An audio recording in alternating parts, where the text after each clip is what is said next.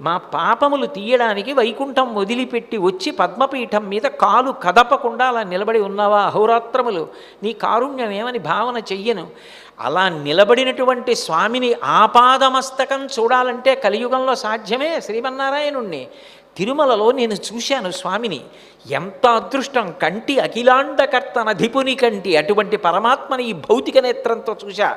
కాబట్టి అఘములు వీడుకొంటి. ఆయన వచ్చిన అవతారమే పాపభంజనం కోసం.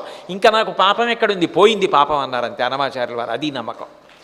వెళ్ళొచ్చి కూడా ఇంకా నాకు పాపాలు ఉన్నాయి, నేను పాపాత్ముండి అన్నవాడికి ఇంకా వెంకటేశ్వరుడి మీద నమ్మకమే ఉంది. ఓసారి వెళ్ళొచ్చి ఇన్ని పాపాలు చేసి నేను నీ ముందుకొస్తే నా పాపాలు తీసేసి నన్ను తరింపచేశావా స్వామి, నీకు నేను ఏమిచ్చి రుణం తీర్చుకోగలను? ఇక పైన నీ పాదముల యందు భక్తితో ఉంటాను తప్ప ఇంద్రియములకు మనసుకు వశపడి పాపకర్మలు చెయ్యనని ఎవడు పూనిక పొందుతాడో వాడు భక్తి కలిగినవాడు.